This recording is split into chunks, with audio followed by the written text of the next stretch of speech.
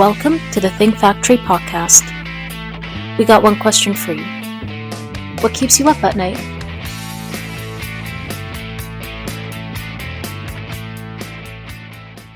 Hello, and welcome to the Think Factory podcast, where we explore the latest trends and innovations in business and offer executives and thought leaders a platform to freely express their thoughts and opinions on pertinent industry, professional, and business subjects. I'm your host, Marco Gonzalez, and I am an attorney with Outside General Solutions and a contributing editor and host of the Think Factory. As a U.S. Marine Corps veteran and former aircraft structural specialist for Lockheed Skunk Works Division, I leverage my skills and experience minimizing risk for my clients and in exploring cutting-edge technology issues for the Think Factory. Today we have a special guest with us, Mr. Brian Bradtmiller, the Industrial Sales Manager at CNA Tool Engineering, a leading manufacturing and machining company that has worked in the unique and growing area of additive manufacturing, 3D printing, but with metal. Brian, thank you for joining us today. Thank you, Marco. Thank you for having me. It's a pleasure to be here. Cool. Brian, look, let's start off with you telling us a little bit about yourself and the company.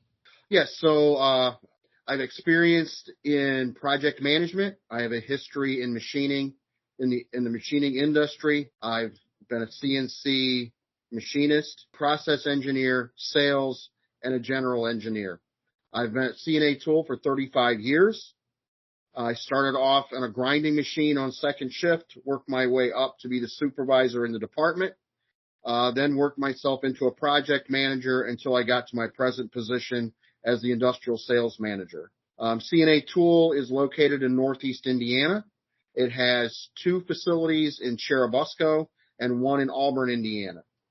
We have experienced engineers. We are advanced equipment, ready to meet whatever your tolerance needs would be. We have direct laser centering machine equipment. We have grinding, turning, milling, and electrical discharge. We also have a large equipment section which goes up to 72 inches. We also have the largest group of contract manufacturing equipment in the hemisphere. We're 750,000 square feet, 600 plus of the most skilled employees you'll find. Wow, that's pretty impressive, Brian. Our listeners may know they've heard of 3D printing, additive printing, and that has gained in popularity and use in the last decade or two. But additive printing with metals is still not widely known or understood. So why don't you explain exactly what is additive printing with metal and how that technology works? Okay, be happy to. Additive manufacturing, otherwise known as direct laser sintering or 3D printing with metal. It's basically where you take powdered metal, a laser goes across reading a model and burns in place powdered metal, and it works layer by layer and grows it up until you have the entire object grown.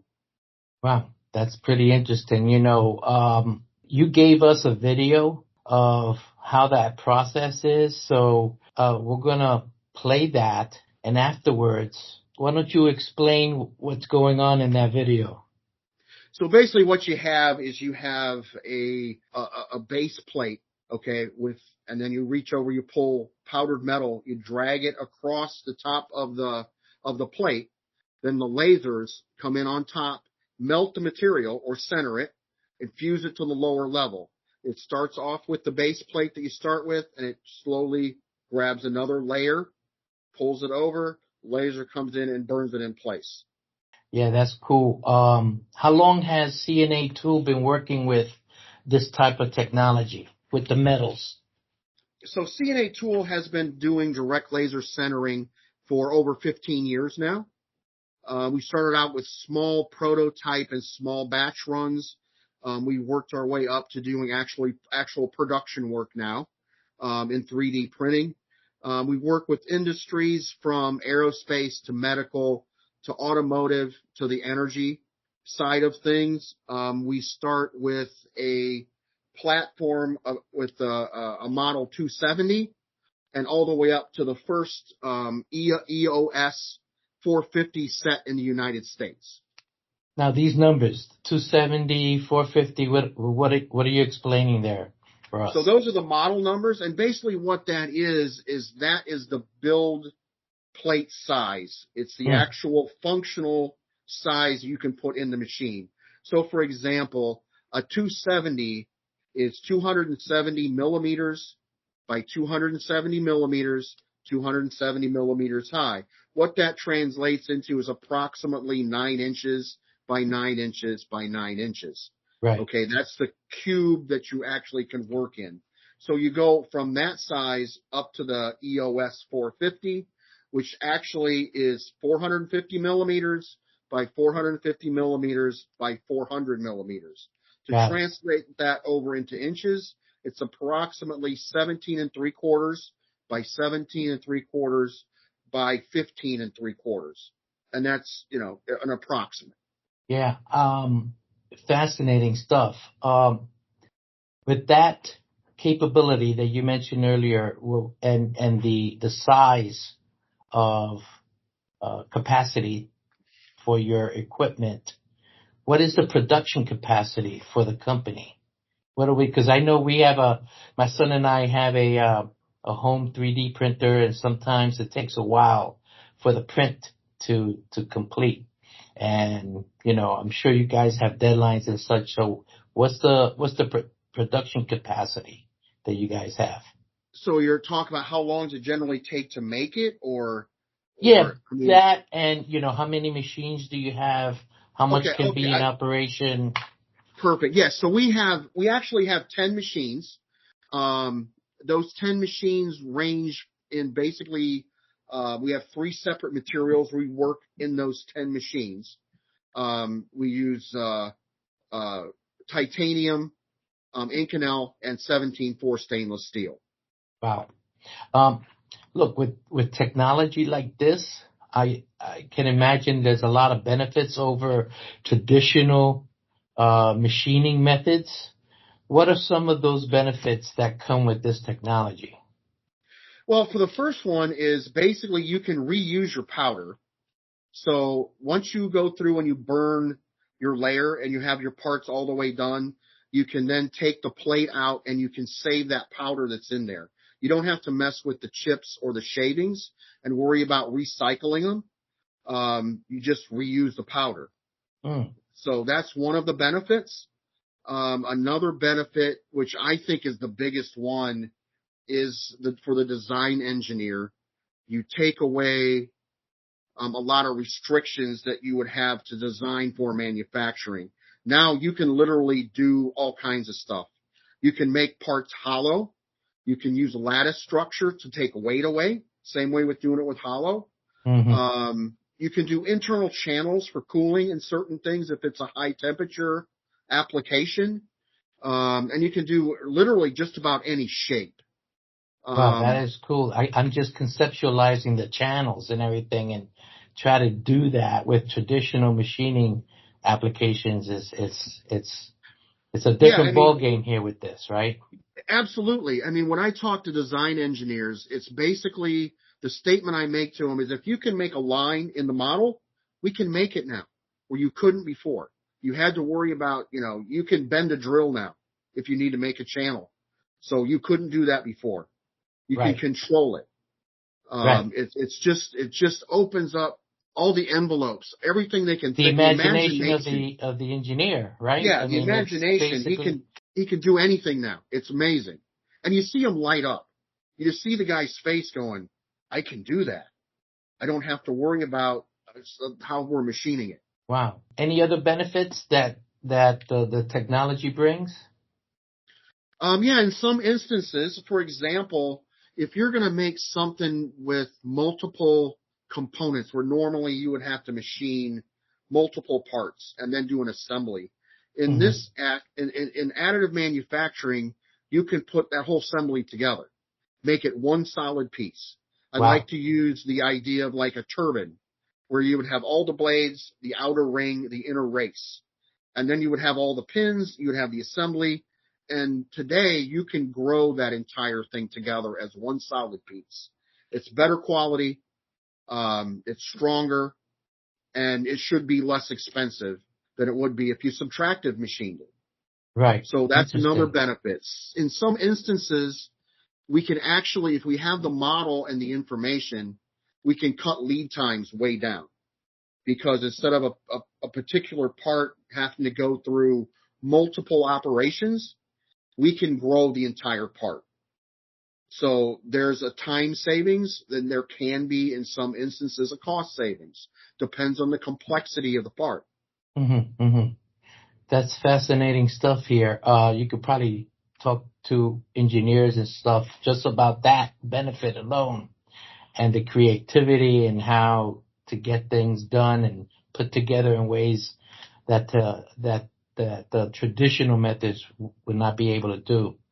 But as you know, Brian, as any new technology like this may have some challenges or limitations from traditional methods. What have you and the company seen out there, and how have you been able to overcome those challenges? I mean, as always, Marco, you're correct. I mean, there's always the negative side. What we see, the first thing, the initial thing for anybody wanting to get into this discipline is the initial cost. You're looking for a good machine that can do the job. You're looking at 7 figures initial investment, just Mm-hmm. starting out. And again, CNA believes in this technology. We have 10. So, You have 10. You have 10 of these. 10, yes. Right. So you made the initial investment in, and you're a we've believer in the tech. grown with it. Yes, and we've grown with this technology. Mm-hmm. Other things is, for example, there's a limited material. Okay, you're only once you put the material in the machine, that machine's gonna be married to that material. Okay, there's too much issues with certifications and stuff to not just stay there. So like I said, we use titanium, Inconel, and 17-4 stainless steel. That's the materials we stay with. There are other ones that you could use, but it's still not all the way across the board like you would have with subtractive manufacturing. Right. Like aluminum. Aluminum doesn't lend itself to this technology. Actually, aluminum is one you can. We just haven't had enough demand on aluminum for us to go into that material. Right. Got it. So you mentioned, I'm familiar with titanium. My past time at Lockheed, we use a lot of that. But you also mentioned Inconel. Is that like a super alloy? Do I have that right? Yes. Inconel is a nickel chromium super alloy. It's designed for extreme temperature. It's also corrosive resistant. It resists oxidation. It's used in reactors. It's used in military applications, gas turbines. It's used in the oil wells in the oil field. It's also used in extreme marine applications. So it's really tough, and it can be welded is another good part behind it. So the other thing that lends itself so well to additive is that Inconel is extremely abrasive in standard machining on the tooling. So you don't have that in additive. Okay? So you don't have that tool expense and that type of stuff when you're doing the additive side. So it lends itself really well in the additive world. What about is post-processing an issue with the technology? It can be. So your tolerancing standard is plus or minus 0.005 of an inch, with a surface roughness of approximately 125 micro-inch roughness average. So if your tolerance has to be better than that, those of us at CNA, since we are a large machine shop, we can do the post-processing also. So, for example, we can grind it if need be. We can machine holes if you need to. We can polish, or we can blast. Go to a blast cabinet. Mm. Okay, that's other things that we can do post-processing in order Wow. to meet whatever the needs are.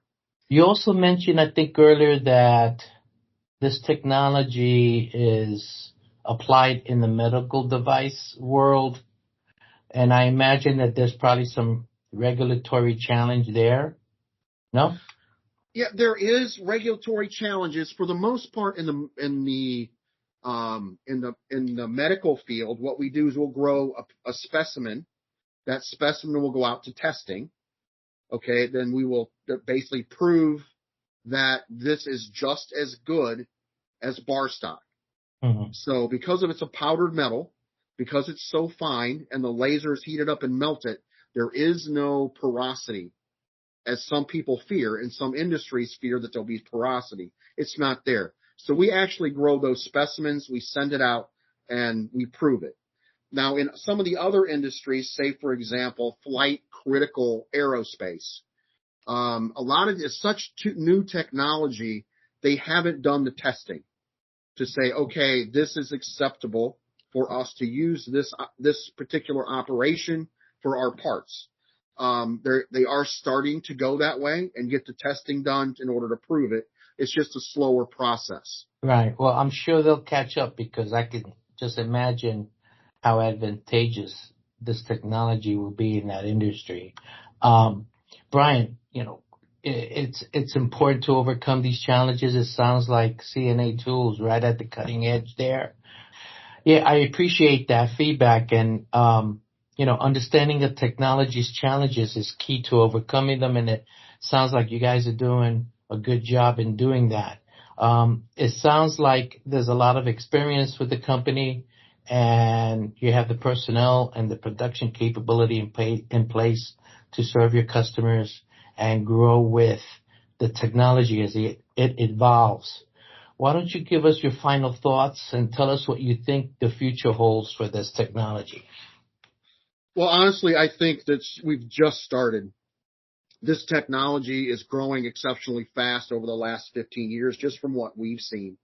Just with the improvement of materials, just in the improvement of what the equipment is capable of doing. As we go forward, it's going to become more efficient and more effective as these machine manufacturers increase the build platforms and improve the laser technology, along with adding more lasers to it so it becomes faster and quicker. As they look at the material and are able to make the material thicker, or the powder in larger grains, that's going to make it faster and better. As the regulatory people and the industry starts working with it and becoming more comfortable, it's going to become a more of a mainstay. You can see where, people I've talked to in the casting industry and some of these others look at this going, ooh, this scares me. Okay? Because you can still post-process it, not have as much you would have to do. Okay? To be less machining on what you produce. And it's just going to get better. It's just the design, the opportunities for the engineer to say, I need this to do this, and you can do it. So it's a different world. It's going to grow. It's everything's going to change. This industry is going to change and become more and more into this, how it's done. I'm glad we have you on this podcast, and it'll be curious to see where we are a year or two from now and where the company is and how things have evolved from them. Thank you, Brian. I'm sure our viewers and listeners have learned a lot from you today. Brian, how can folks get in touch with you and the company if they want to know more about CNA Tool and additive printing with metals? Yes, that would be great. You can contact us through our website, which is catool.com. You can reach out to me by phone if you'd like. 260-693-2167 is our home office number. We have a receptionist. Tell her you need to talk to Brian Bradtmiller, and she'll forward you on to me. I'd be happy to talk to you. I also have some emails and stuff that through the website I can share. Brian, thank you so much. Listeners, thank you for tuning in to the Think Factory podcast and today's guest, Brian Bradtmiller of CNA Tools. If you have any questions or comments, please feel free to contact Brian, and you could also contact us at thethinkfactory.com. Finally, thanks to our sponsor, Outside General Counsel Solutions. Unfortunately, not all companies can hire general counsel or legal department. The answer is Outside General Counsel Solutions. At OGC Solutions, we become your virtual legal department, and we have deep experience in all areas that mid-cap businesses need each day. We have experienced general counsels with big law expertise who serve sophisticated global companies, and we bring that experience to mid-cap companies with fixed fees and other cost-effective engagements. You can find us and learn more at ogcsolutions.com. Until next time, this is Marco Gonzalez signing off from The Think Factory. Thank you.